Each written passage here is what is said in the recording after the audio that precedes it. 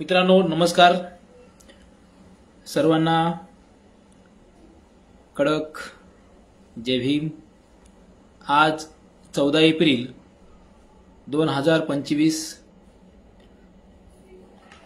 भारतीय राज्यघटनेचे शिल्पकार विश्वरत्न परमपूज्य डॉक्टर बाबासाहेब आंबेडकर यांची 134वी जयंती. त्यानिमित्त आज आपण लाईव्ह तुमच्यासोबत संवाद करत आहे. ठीक आहे.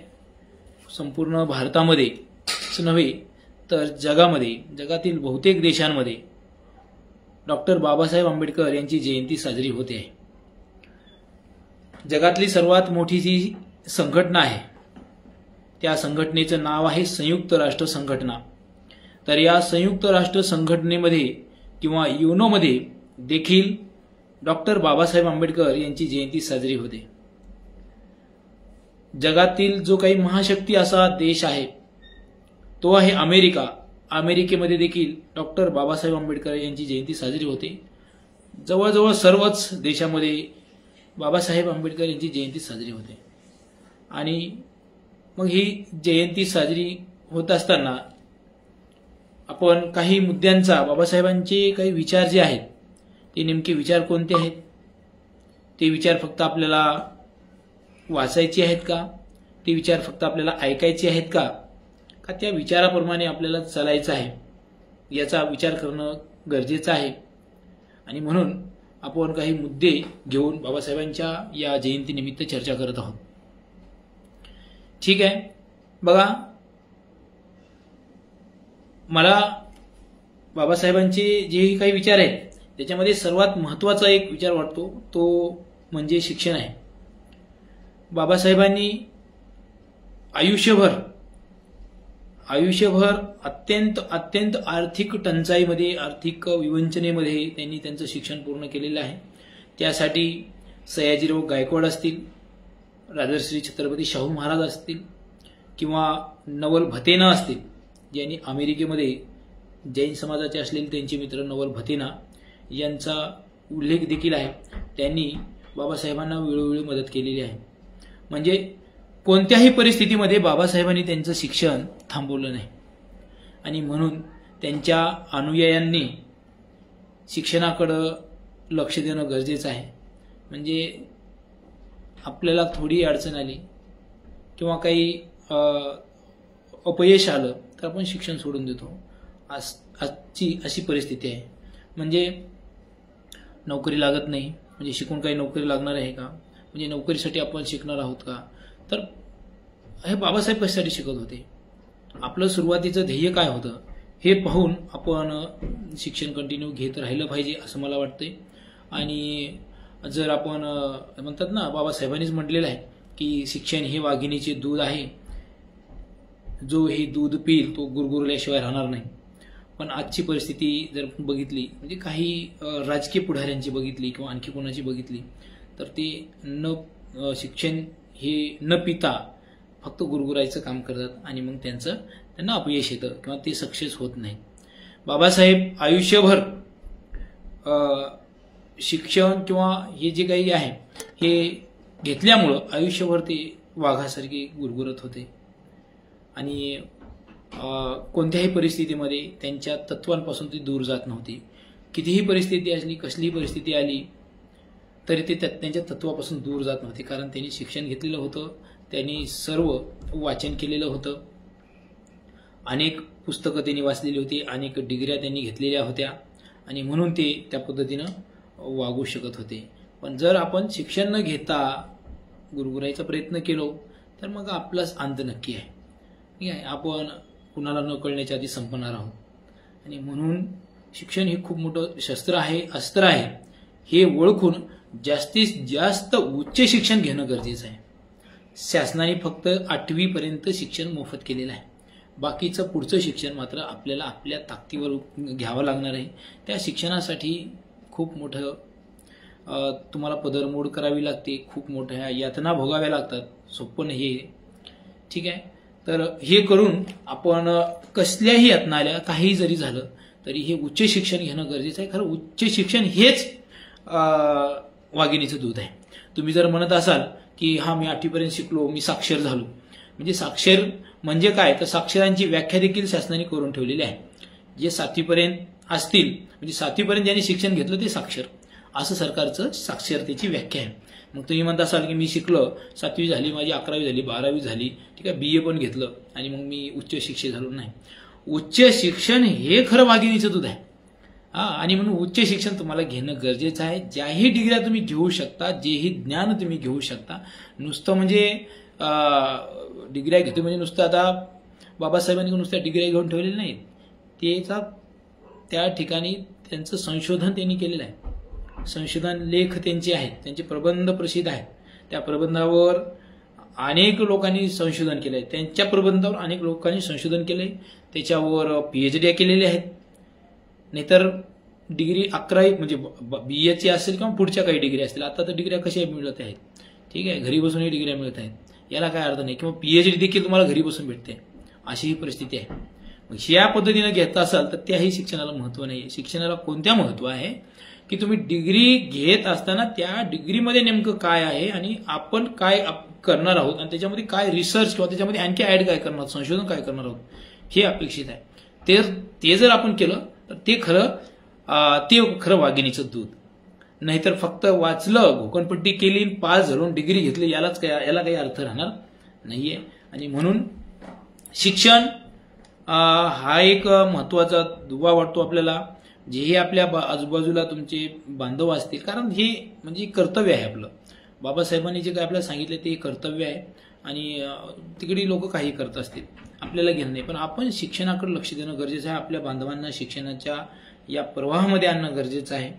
आणि असं केलं तरच आपण बाबासाहेबांचं काहीतरी काम करत आहोत असं समजून घ्यायचं. नाहीतर मग नुसतं जय भीम बोला, ठीक आहे, फोटो लावा, आता जयंतीमध्ये नाचा, जयंतीमध्ये नाचा, 364 दिवस मात्र बाबासाहेब डोक्यामध्ये घेऊन त्यांच्या जे काही विचार आहेत त्या विचारावर चालत असाल तर ते खरे तुम्ही अनुयायी झालो. नाहीतर तुम्ही भक्तच झालो. भक्त काय म्हणायचं, जे भीम म्हणत राहायचं, गाणी ऐकत राहायचं. बाबासाहेबांची गाणी म्हटली की असं अंगावर शहारे येतात, तशी गाणी ऐकत राहायचं, याला काही अर्थ नाहीये. त्याला बाबासाहेबांना ते अपेक्षित नव्हतं.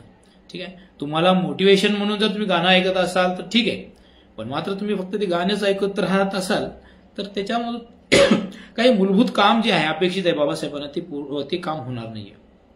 ते काम होणार नाहीये. ठीक आहे, आणखी शिक्षणाविषयी आपल्याला भरपूर काही बोलता येईल, पण त्याच्यात पुढचा एक मुद्दा आता आपण घेऊया, तो म्हणजे सामाजिक क्षेत्र. बाबासाहेबांनी सामाजिक क्षेत्रामध्ये मोठी क्रांती केली, रक्तहीन क्रांती केली. ठीक आहे, 5,000 वर्षाचा जो काही अन्याय किंवा विषमतेचा जो काही सामाजिक आपल्या भारतामधला स्तर आहे, तो सामाजिक स्तर बाबासाहेबांनी घटनेच्या माध्यमातून तो संपवलेला आहे. पण मात्र आजही जर बघितलं तर बाबासाहेबांना मी कुठेही जर बोलायला उभं केलं किंवा बोलत असताना मी सांगत असतो की बाबासाहेबांची जे काही इंटरव्ह्यू आहे आजही आहे, ते युट्यूबला आहे, कुठेही तुम्हाला ते व्हिडिओ भेटेल. तर त्या व्हिडिओमध्ये बाबासाहेबांना तो पत्रकार विचारतात की बाबासाहेब, तुम्ही खूप मोठं काम केलं, या भारत देशाची घटना लिहिली आणि याच्या माध्यमातून तुम्ही मोठी क्रांती करत आहात, तर मग तुमचा देश आता राष्ट्र म्हणण्यास काही हरकत नाहीये, कारण तुम्ही स्वतंत्र पण झाला आणि तुम्हाला संविधान पण दिलेलं आहे, तुम्ही संविधान पण लिहिलेलं आहे, आणि मग तुमचा देश राष्ट्र आहे, आणि मग आता काही हरकत नाही असं तुम्हाला वाटतं का, असं बाबासाहेबांना विचारलं जातं. त्यावेळी बाबासाहेब म्हणतात की या देशामध्ये जोपर्यंत जाती आहेत, ठीक आहे, तोपर्यंत हा देश काही एक राष्ट्र म्हणण्याच्या लायक नाही आहे, असं बाबासाहेब म्हणतात. म्हणजे जोपर्यंत या देशामध्ये जात आहे, म्हणजे प्रत्येक जातीची एक वेगळी संस्कृती आहे आणि ती जात म्हणजे एक राष्ट्र आहे. म्हणजे या देशामध्ये जेवढ्या जाती आहेत तेवढे राष्ट्र आहेत, असं बाबासाहेब बिनधास्तपणे त्या अमेरिकेच्या पत्रकाराला सांगतात. आणि म्हणून जोपर्यंत या देशातली जात संपत नाही, जातीचा अंत होत नाही, तोपर्यंत मी या देशाला खऱ्या अर्थाने राष्ट्र म्हणत नाही. राष्ट्र आणि देश यांची विभागणी अशी केलेली आहे बाबासाहेबांनी. राष्ट्राची व्याख्या वेगळी केलेली आहे. तुमच्या राज्यशास्त्रामध्ये जर बघितलं तर राज्यशास्त्रामध्ये राष्ट्राची व्याख्या वेगळी आहे राष्ट्र म्हणजे काय, तर एखाद्या देशाच्या एक सार्वभौम सत्ता, एखाद्या देशाचं क्षेत्रफळ किंवा त्या क्षेत्रामध्ये ती काही त्यांची आखून दिलेली जागा आहे आणि त्या देशाला इतर देशांनी दिलेली मान्यता आहे, असं राज्यशास्त्रामध्ये राष्ट्राची व्याख्या आहे. पण बाबासाहेब मात्र ही व्याख्या ह्या व्याख्याला छेद देत राष्ट्राची व्याख्या वेगळ्या पद्धतीने करतात की जोपर्यंत त्या देशामध्ये जाती अंत होत नाही, जाती किंवा तो जोपर्यंत त्या देशातील प्रत्येक व्यक्ती मी भारतीय आहे, अंतिमताही भारतीय आहे आणि कधीही मी भारतीयच आहे, सुरुवातीला बी आहे, अंतिमता आहे, मध्ये आहे, कधी आहे मी भारतीयच आहे, मी दुसरा कोणी नाही आहे, मी कुठल्या धर्माचा नाही आहे किंवा माझ्या जातीचा नाही, असं जोपर्यंत लावत नाही तोपर्यंत हा देश काही देश म्हणण्याच्या म्हणजे राष्ट्र म्हणण्याच्या मी म्हणत नाही, मी मानत नाही असं बाबासाहेब म्हणतात. आणि म्हणून या देशामध्ये जोपर्यंत म्हणजे कधीपर्यंत जरी बघितलं तर बघा, कुठल्याही जरी बघितला निवडणुका घ्या किंवा कुठल्या आणखीन सामाजिक ही घ्या तर त्या ठिकाणी जात येते आणि त्याच्यामुळं भारतामध्ये जे काही बंधुता, ऐक्य, कुठल्याही देशाला विकसित होण्यासाठी काय आवश्यक आहे तर बंधुता आवश्यक आहे. त्या प्रत्येक देशातल्या बांधवांनी माझा हा तो बांधव आहे असं म्हणून राहणं गरजेचं आहे, तरच त्या देशाचा विकास होऊ शकतो किंवा ऐक्य राहण्याचं गरज आहे. म्हणजे बाहेरचे जे कोणी आहेत दुसऱ्या देशातले ते आपल्या देशाला फोडू शकणार नाहीत. तर हे कधी होऊ शकतं तर या देशामधली जात संपली तर, असं बाबासाहेब म्हणतात. आणि मग त्या दृष्टीने आपल्याला बाबासाहेब समजून घेणं गरजेचं आहे. भारतीय राज्यघटनेमध्ये कलम 17 हे टाकून खरं तर बाबासाहेबांनी इथली जातीयता संपवली, अस्पृश्यता संपवली आहे कायद्याने, संविधानाने. पण आजही भरपूर अशा जाती आहेत की त्या अस्पृश्यता मांडली जाते, त्या जातींमध्ये जातीमध्ये मांडली जाते, पोट जातीमध्ये देखील मांडली जाते. त्या ठिकाणी ठीक आहे, आता रोटी व्यवहार होत असतील पण आजही बेटी व्यवहार होत नाहीत, आंतरजातीय विवाह होत नाहीत. किती पर्सेंटेज आंतरजातीय विवाह होतात किंवा आंतरधर्मीय विवाह होत नाहीत. हे बाबा म्हणजे या देशातून जात कशी संपवायची हे सांगत असताना बाबासाहेब म्हटले की नुसतं तुम्हाला रोटी व्यवहार करून चालणार नाही, तर तुम्हाला जोपर्यंत आंतरजातीय विवाह करणार नाहीत किंवा बेटी व्यवहार करणार नाहीत, आंतरधर्मी विवाह करणार नाहीत, तोपर्यंत इथली काही जात संपणार नाही, हे बाबासाहेब त्यावेळेस सांगतात. म्हणून कलम 17 टाकून बाबासाहेबांनी कायद्याने, संविधानाने इथली जात किंवा अस्पृश्यता संपवली असली तरी मात्र आणखीनही ती संपलेली नाहीये. याच्यावर जे स्वतःला म्हणतात की मी खरा देशभक्त आहे, खरा राष्ट्रभक्त आहे, त्यांनी याच्यावर विचार करणं गरजेचं आहे. म्हणजे राष्ट्रभक्त त्यांना वाटतं ना, तर त्यांनी या गोष्टीचा विचार करणं गरजेचं आहे. राष्ट्रभक्त म्हणजे आपल्या धर्माचा अभिमान नव्हे, ठीक आहे, आपल्या देशाचा अभिमान किंवा आपला देश कसा एक राहील तो म्हणजे राष्ट्रभक्त. आपला देश कसा सुजलाम सुफलाम होईल हा विचार येणं डोक्यात म्हणजे राष्ट्रभक्त, तो राष्ट्रभक्त. मी एखाद्या धर्माचा, माझ्या धर्माचा किंवा माझ्या जातीचा अभिमान बाळगतोय तर तो काही राष्ट्रभक्त होऊ शकत नाही, तो तर संकुचित आहे, तो तर खरं तर देशद्रोही म्हणावं लागेल त्यांना.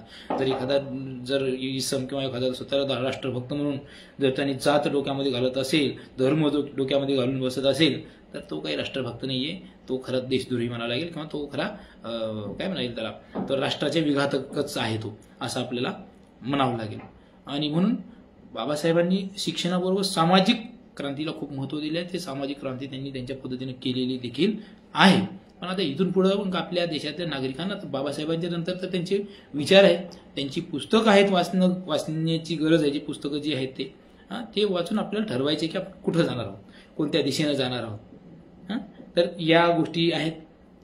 त्यानंतर आता आर्थिकचा बघूया आपण. आर्थिक बाबत बाबासाहेब मोठे अर्थतज्ञ होते. या देशातली जी काही रिझर्व्ह बँक ऑफ इंडिया आहे, म्हणजे कुठल्याही देशातलं सगळ्यात मोठं जर आर्थिक सोर्स किंवा आर्थिक गोष्ट कोणती असेल कुठल्याही देशामध्ये तर त्या देशातली बँक असते. म्हणजे सगळ्यांवर त्या देशामध्ये महागाई किती वाढेल किंवा त्या देशामध्ये त्या देशाचं पतधोरण कसं असेल, पतधोरण म्हणजे पैशाचं धोरण कसं असेल, या सर्व गोष्टी ज्या आहेत किंवा त्या देशामध्ये किती पैसा छापवायचा, ते कशा पद्धतीने छापला पाहिजे, हे जे काही धोरण वगैरे ठरवलं जातं किंवा पैसे तिथं छापले जातात, ते पैसे शासनाने जरी मंजूर केले तर किती प्रमाणात शासनालाच ते सांगतं की आरबीआय सांगते शासनालाच की एवढ्या पद्धतीने एवढ्या प्रकारे आपण पैसे छापले पाहिजेत. हे जे केलं जातं तर ते बँकेमध्ये केलं जातं. कोणत्या तुम्ही म्हणता त्या तुम्हाला वाटतं सगळं SBI बँकेमध्ये किंवा दुसऱ्या HDFC बँकेमध्ये तुम्हाला दिसतं त्या बँकेमध्ये नाही, तुमच्या आसपास आहेत त्या बँकेमध्ये नाही, तर रिझर्व्ह बँक ऑफ इंडिया म्हणून एक भारताची बँक असते, भारताची मध्यवर्ती बँक असते. जसं अमेरिकेची फेडरल बँक आहे, ठीक आहे, अमेरिकेची फेडरल बँक आहे, तसं त्याची चीनची बँक ऑफ चायना आहे. असे जे काही बँक आहेत त्या देशाच्या मध्यवर्ती म्हणजे महत्वाच्या बँका असतात, रिझर्व्ह बँक असतात, एक मुख्य बँक असते ती.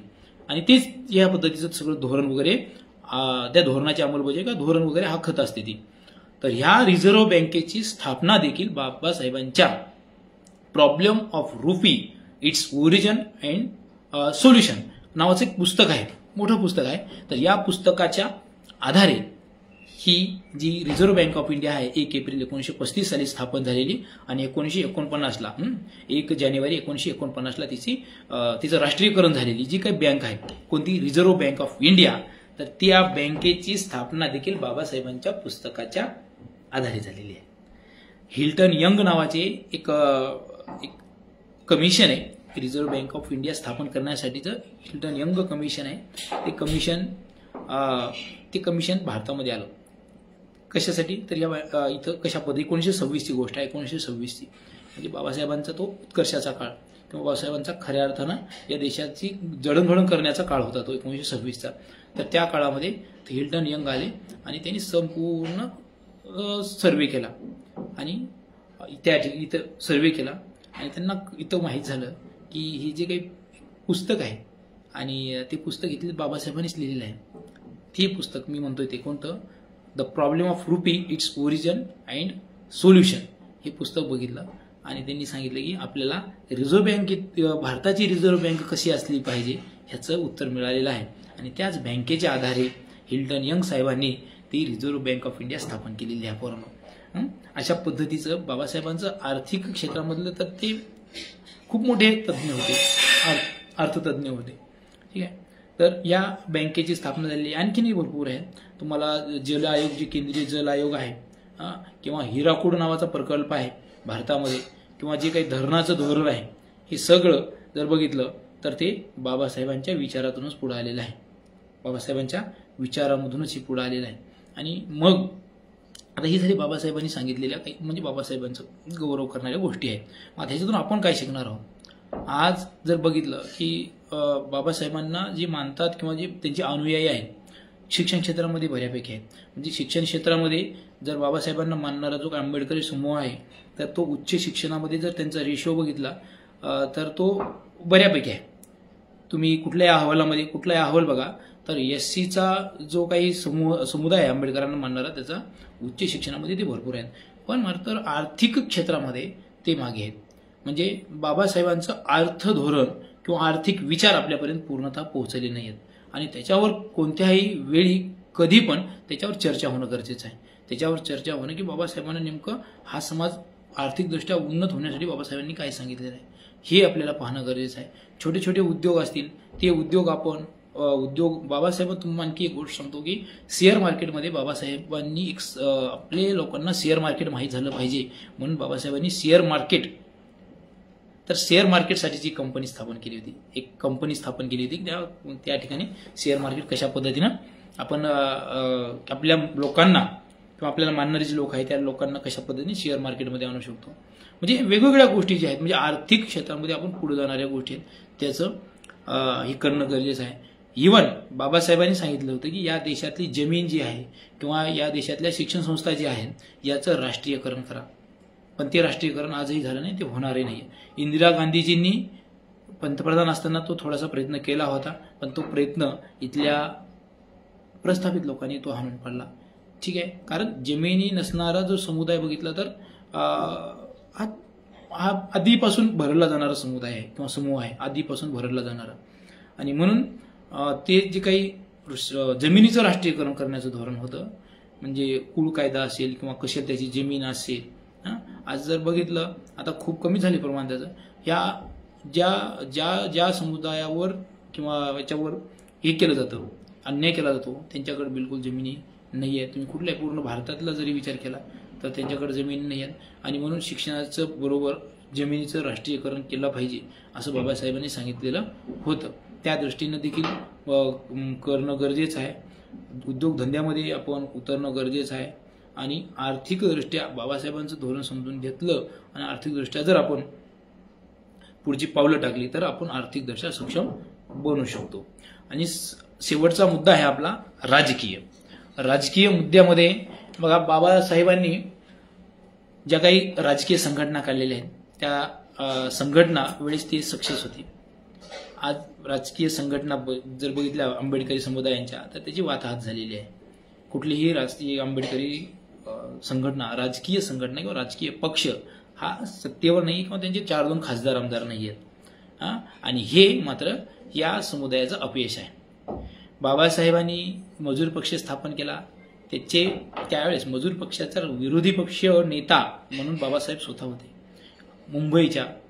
मुंबई विधानसभेमध्ये, मुंबईच्या कायदे मंडळामध्ये, मुंबई प्रांताच्या कायदे मंडळामध्ये बाबासाहेब स्वतः विरोधी पक्ष नेते होते.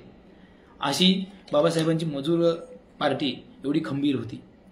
आणि त्याच्यानंतर आपण पाहू शकतो की बाबासाहेबांची खासदारी निवडून आले होते.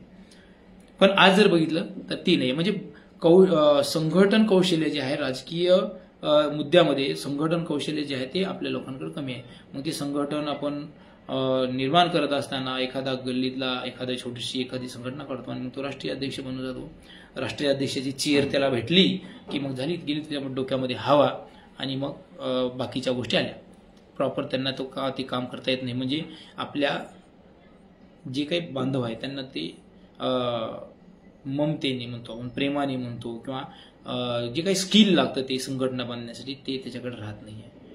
राष्ट्रीय अध्यक्ष म्हणल्यानंतर झाला तो राष्ट्रीय काही काम नाहीये पण तो राष्ट्रीय अध्यक्ष होतो.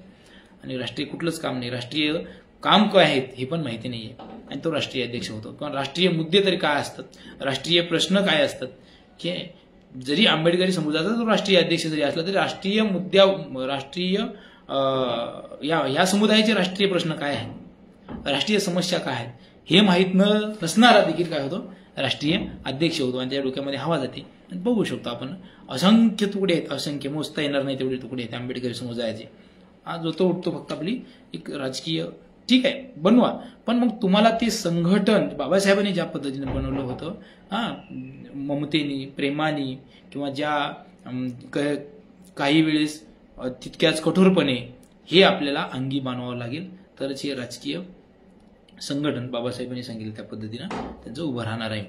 याच्यासाठीची बघा, या देशामध्ये एक महत्वाचा मुद्दा सांगतोय जे की तुम्हाला कुठं ऐकायला किंवा वाचायला पण भेटला नसेल, की बाबासाहेब मरण्याच्या अगोदरच एक महिन्यापूर्वी म्हणजे जुलै 1956 मध्ये, म्हणजे 6 डिसेंबर 1956ला बाबासाहेब गेले, त्याच्यामध्ये जुलै 1956ला बाबासाहेबांनी एक संघटना म्हणजे बाबासाहेबांच्या नेतृत्वाखाली एक संघटना स्थापन केली होती.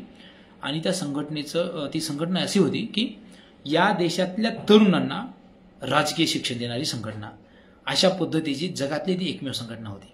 अनेक गोष्टी आहेत ज्या की बाहेर यायच्या बाकी आहेत आणि त्या बाहेर कुठून येतील, ह्या गोष्टी माहीत कुठं होतील किंवा तुम्हाला वाचाय कुठून भेटतील, थातूर मातूर पुस्तक वाचून चालणार नाही. बघा आता माझ्याकडे एक सांगतो, मी त्या संघटनेवर येतो त्याच्या आधी हे तुम्हाला दाखवतो. आता हे तुम्हाला सगळ्यांना माहिती आहे, भारताचं संविधान. तुम्हाला उलट दिसत असेल ते भारताचं संविधान हे पुस्तक सर्वांना माहिती आहे. तर हे फक्त बघितलं असेल आपण कुठे, कोणी तुम्हाला बक्षीस वगैरे दिलं असेल तर, पण ह्याच्यात किती कलमा आहेत, कोणत्या कलमाचा काय अर्थ निघतो याचं माहितच नाही आपल्याला. कारण काय, उच्च शिक्षण नाही, साक्षर होऊन ह्या गोष्टी कळणार आहेत का आपल्याला, नुसतं साक्षर होऊन नाही, उच्च शिक्षण घेतल्याशिवाय ह्या गोष्टी समजणार नाहीत. बाबासाहेबांची भाषा तर कळायला खूप तुम्हाला त्या लेवलचं बनावं लागेल. आणि मग हे संविधान सगळ्यांना माहिती आहे, हे संविधान आपण वाचणं गरजेचं आहे. त्या संविधानामध्ये सगळ्या गोष्टी आहेत. त्यानंतर बाबासाहेबांची जी पुस्तकं आहेत, मी तुम्हाला जे सांगत होतो, आता एक बाबासाहेबांवर पुस्तक आले बघा, एक आहे शशी थरूर यांचं पुस्तक.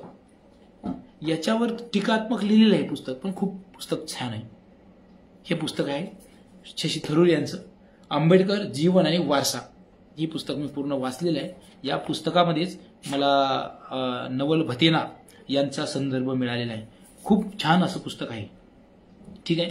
हे पुस्तक म्हणजे जी काही बाबासाहेबांवर पुस्तकं येतात त्याचा त्यांनी जास्तीत जास्त, आता हे शशी थरूर आंतरराष्ट्रीय दर्जाचे तज्ज्ञ आहेत. त्यांनी टीकात्मक जरी बाबासाहेबांनी इथं लिहिलं असेल, याच्यामध्ये काँग्रेस आणि बाबासाहेबांची थोडी टीकात्मक त्यांनी त्यांच्या पद्धतीने परीक्षण केलेलं आहे, पण आपल्याला हे वाचावं लागणार आहे. हे वाचल्याशिवाय आपल्याला बाबासाहेब आणखीन खोलात जाऊन कळणार नाही. ठीक आहे. किंवा त्या कोणत्या लेव्हलला जाऊन त्यांनी विचार केलेला आहे आणि हे पुस्तक लिहिलेलं आहे हे आपल्याला कळेल. त्यानंतर जग बदलणारा बाप माणूस नावाचं एक पुस्तक आहे बघा, बाबासाहेब हे तुम्ही वाचलं असेल बऱ्यापैकी. त्याची जगदीश ओहोळ सर हे आहेत. जग बदलणारा बाप माणूस हे पुस्तक आहे. हे पुस्तकामध्ये छान अशी मोटिवेशनल आहे. ठीक आहे. टीकात्मक वगैरे नाहीये. हे पुस्तक म्हणजे बाबासाहेबांचीच माहिती दिलेली आहे. एक प्रेरणादायी पुस्तक तुम्ही म्हणू शकता या पुस्तकाला. आणि भालचंद्र मुनगेकर सर जे खासदार होते यांची प्रस्तावना आहे या पुस्तकाला. हे पुस्तकही खूप छान आहे जगदीश ओहोळ यांचं. हेही तुम्ही घेऊन वाचू शकता. हेही तुम्हाला प्रेरणादायी असं पुस्तक आहे. सगळ्यात महत्वाचा जो पुरावा आहे बाबासाहेबांना समजून घेण्याचा तर तो आहे म्हणजे आणखीन एक बाबासाहेबांकडे जाण्यापूर्वी तर हा आहे डॉक्टर बाबासाहेब आंबेडकर अनुभव आणि आठवणी, नानकचंद रत्तू यांचं हे पुस्तक आहे. नानकचंद रत्तू बाबासाहेबांच्या शेवटच्या क्षणापर्यंत होते. म्हणजे बाबासाहेब मरायच्या दिवसापर्यंत तर हे नानकचंद रत्तू त्यांच्यासोबत होते. आणि ते नानकचंद रत्तू यांनी सर्व याच्यामध्ये अनुभव त्यांचे आणि आठवणी हे लिहून ठेवलेले आहे या पुस्तकामध्ये. कोणतं आहे ते? नानकचंद रत्तू यांचं पुस्तक, डॉक्टर बाबासाहेब आंबेडकर अनुभव आणि आठवणी. आता इथे विचारतात आपले पांडुरंग की पुस्तक कितीला आहे? ऑनलाईन पुस्तक भेटतं हे. या पुस्तकाची माझ्याकडे जर बघितली किंमत तर माझ्याकडे म्हणजे काय मी विकत नाही, माझ्याकडे माझे संग्रही पुस्तक आहे ते 250 रुपयाला आहे. ठीक आहे. साकेत प्रकाशनाचं पुस्तक आहे. तर हे तुम्हाला ऑनलाईनही भेटतं. सगळे पुस्तक ऑनलाईन आहेत, तुम्हाला काही विषय नाही. आणि ह्याच्या पुढचा जो तुम्हाला खजिना सांगणार आहे हा एक पुस्तक आहे बघा, शेवटच्या क्षणी बाबासाहेबांनी लिहिलेलं बुद्ध आणि त्यांचा धम्म हे पुस्तक आहे. हे पुस्तकही वाचा. कारण साहित्य लेखनाचा किंवा आपण म्हणतो ना जे काही कथा कादंबऱ्या जे लिहिलेले आहेत आणि बुद्ध धर्माचा बाकीचे बुद्ध धर्मावरले भरपूर पुस्तक आहेत. ते पुस्तकं जास्त तुम्हाला जर तुम्हाला त्याच्यामध्ये तज्ज्ञच व्हायचं असेल तर तुम्ही वाचू शकता. मात्र हे पुस्तक बुद्ध आणि त्यांचा धम्म हे जे पुस्तक आहे हे पुस्तक तुम्हाला बुद्ध धर्माचं म्हणजे त्याचं जर तुम्ही पारायण केलं किंवा ही जर पुस्तक तुम्हाला व्यवस्थित 4-5 वेळेस वाचलं तर तुम्हाला बुद्ध धम्म काय आहे नेमका हे तुम्हाला समजून जाईल. बुद्ध धम्म काय माहिती करून घ्यायचं असेल तर हे पुस्तक तुम्हाला वाचणं गरजेचं आहे. या पुस्तकाची माहिती सांगतो मी तुम्हाला. या पुस्तकामध्ये जर बघितलं तर एकूण याच्यामध्ये 5 भाग आहेत. ठीक आहे. 5 खंड आहे त्याचे. 5 खंड आहेत आणि सुरुवातीपासून जर शेवटपर्यंत बघितलं 454-55 पानाचं हे पुस्तक आहे. हे एक पुस्तक आहे. हे तुम्ही वाचू शकता ज्यांना बुद्ध धम्माची माहिती घ्यायची आहे त्यांनी. ठीक आहे. किंवा बाबासाहेब ज्यांना समजून घ्यायचे आहेत एकदम सोप्या भाषेमध्ये ज्यांना बुद्ध समजून घ्यायचं आहे त्यांनी हे पुस्तक वाचणं गरजेचं आहे. किमान तसे बुद्ध धम्मावरले त्रिपिटक वगैरे भरपूर आहेत. ते आणखी तर तेही तुम्ही वाचू शकता. आणि आता मी तुम्हाला सांगणार आहे ते मात्र आता माझ्याकडे ते संग्रह आहे ते आहेत बाबासाहेबांची भाषणे आणि लेखन, डॉक्टर बाबासाहेब आंबेडकर लेखन आणि भाषणे खंड. तर मी बघू शकता हे पुस्तक आहे. हे एकूण 22 खंड आहेत. 22 खंड. आता ह्याच्यातली काही खंड माझ्याकडे आहेत. 10 ते 11 खंड माझ्याकडे आहेत. इंग्रजीमध्ये काही आहेत आणि मराठीमध्ये काही आहेत. बाबासाहेब समजून घ्यायचे असतील तर तुम्हाला ही खंड वाचणं गरजेचं आहे. ही जर तुम्हाला खरंच बाबासाहेब म्हणजे त्यांच्या भाषेत किंवा बाबासाहेब आपल्याशी बोलतायत बाबा, तुम्हाला बाबासाहेबांचं बोलणं ऐकायचं असेल तर हे पुस्तक वाचा. तुम्हाला बाबासाहेबांसोबत बाबासाहेब तुम्हाला बोलवायचं म्हणजे बाबासाहेबांशी तुम्हाला बोलायचं असेल तर हे पुस्तक वाचा. कोणतं? ही खंड.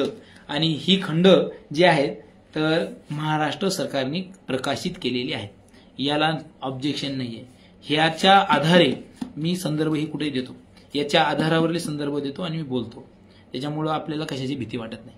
ठीक आहे. महाराष्ट्र शासनाने प्रकाशित केलेलं आहे, याच्यामधलाच तुम्हाला संदर्भ देतोय मी ना. मग हे जर संदर्भ चुकीचा असेल तर मग सरकार बघून घेईल काय आहे ते, बरोबर की नाही. म्हणून हे जे संदर्भ हे जो आहे डॉक्टर बाबासाहेब आंबेडकर यांचे लेखन आणि भाषणे 22 खंड आहेत. बघा म्हणतो ना आपण अनुयायी बाबासाहेबांचे, एवढं लेखन आहे, एवढं वाचावं लागेल आपल्याला आणि एवढं वाचून मग तुम्हाला वाटलं हे वाचत राहील तर माझं जीवन कधी जगू. सोपं नाही. मग बाबासाहेबांचं काम करणं सोपं नाही, नुसतं नाही चलेगा. हे सब करना पडता है, तेव्हाच बाबासाहेब समजतात. आणि ते नुसतं समजून नाही तर त्यावर काम करावं लागतं, जगावं लागतं. ते जगावं लागतं. तुम्हाला वाटलं असं वाचलं आणि संपलं, त्यावर मी काय करणार आहे. आता मी म्हटलं की बाबासाहेब आता ते येणार आहे, मी त्या राजकीय जी संघटना होती त्या संघटनेवर येणार साहेब, काय हेतू वगैरे काय होता ते विचार माझ्या डोक्यात आला पाहिजे. हे असे खंड आहेत. याच्यामध्ये तुम्ही बघू शकता, हे मराठी काय माझ्याकडे आणि बाकीचे 5-7 ही इंग्लिश आहेत. इथं जे आहे ते आणलेले मी. हे volume 5 doctor Babasaheb Ambedkar writing and speeches, हे व्हॉल्यूम म्हणजेच खंड. आणि मग त्यांचं इसवी सन याच्यामध्ये काय untouchables and untouchability social political religion हे आहे. हे असे वेगवेगळ्या विषयासंदर्भातले हे खंड आहेत. हे खंड तुम्हाला वाचणं गरजेचं आहे. बघा, आपण वर्तमानपत्र एक तरी आपण चांगलं नाही वाचत. त्या वर्तमानपत्रावर टीकाही करता तुम्ही, ठीक आहे, करा, काही हरकत नाही. किंवा तुम्हाला वाटतं की नाही वर्तमानपत्रामध्ये काहीच येत नाही, आता सगळे संपादक लोक पण काहीतरी बायस झालीत, चांगले लिहित नाहीत. तुम्ही वाचा तरी, नंतर ठरवा काय ते, ठीक आहे. बाबासाहेब त्या काळामध्ये जगामधले जे काही महत्वाचे त्या देशातले पेपर होते, वर्तमानपत्र होते, ते सर्व वर्तमानपत्र बाबासाहेब वाचत होते. जसं की न्यूयॉर्क टाइम्स कुठे आहे, ते अमेरिकेमध्ये प्रकाशित होणार. अमेरिकेमधलं सर्व काही आहे, अमेरिकेमधल्या सगळ्या काही गोष्टी आहेत तर त्या न्यूयॉर्क टाइममध्ये आपल्याला पाहायला भेटत होत्या. तर ते बाबासाहेब वाचत होते. म्हणजे न्यूयॉर्क टाइम्स नाही, प्रत्येक देशाचे महत्वाचे पेपर दररोज संध्याकाळी, दररोज वाचले, सकाळी त्याच्या नोट्स काढणे. नुसतं वाचलं दिलं टाकून नाही, आपण एकही वाचत नाही पेपर. कसं काय कळेल आपलं ज्ञान कसं काय वाढेल. बाबासाहेब असेच झाले नाहीत, प्रकांड पंडित असेच झाले नाहीत. हे फक्त त्यांचं काय म्हणतात ते सकाळचं काम होतं. त्यांचं सकाळचं काम होतं की जगातल्या महत्वाच्या देशातले जे काही महत्वाचे वर्तमानपत्र आहे त्यांचे संपादकीय वाचणे, त्यांच्यातल्या महत्वाच्या घडामोडी त्या देशातल्या त्या सर्व देशातल्या वाचणे आणि आपलं संपादकीय लिहिणे. आपल्याला काय लिहायचं आहे, आपल्याला काय महत्वाचं आहे ते लिहिणे. असे त्यांची ते संपादकीय देखील या पुस्तकांमध्ये आहेत. सर्व ह्या पुस्तकांमध्ये त्यांनी लिहिलेलं हे असं बाबासाहेब करत होते. आपण मात्र ते काही करत नाही, आपण लिहायचाही प्रयत्न करत नाही. ते संपादकीय वर्तमानपत्राला तेही वाचायचा प्रयत्न करत नाही. मग आपण कसं काय बाबासाहेबांचे अनुयायी बनवू शकू आणि कसं काय बाबासाहेबांना फॉलो करू शकू आणि आपलं जीवन कसं समृद्ध बनवू शकू. तर ह्या गोष्टी आहेत. तर तुम्हाला राजकीय बाबासाहेबांच्या कामाविषयी सांगत होतो. तर बाबासाहेबांनी ती जी संघटना किंवा स्थापन केली होती, तर या देशामध्ये जे काही तरुण आहेत या तरुणांना राजकीय शिक्षण देण्याची ती संघटना होती. या देशातील तरुणांना राजकीय शिक्षण देणं. मग आता राजकीय शिक्षण देणं म्हणजे काय, फक्त निवडणुका कशा लढवायच्या हेच देणं का, तर नाही. या देशामधली संसद कशी असते, संसदेतले डिबेट असतं. संसदेचं सत्र सुरू झालं की जे खासदार लोक बोलतात ते आपल्याला ऐकणं गरजेचं आहे. आपण उगाच म्हणतो ते खासदार काय तिथं बोलतच नाहीत किंवा ते काही, तुम्हाला ऐका तरी, तिथं ते गेलेले आहेत, ऐका ते कशा पद्धतीने बोलतात, काय बोलतात, कुठले प्रश्न मांडतात, कोणते प्रश्न मांडतात खासदार लोक, हे पाहणं. संसद कशी असते पाहणं, राष्ट्रपती कसा असतो पाहणं, किंवा राज्यपाल कसा असतो, मुख्यमंत्री प्रधानमंत्री कसा असतो, ह्याचं सगळं शिक्षण देणं म्हणजे हे संसदेचं शिक्षण देणं.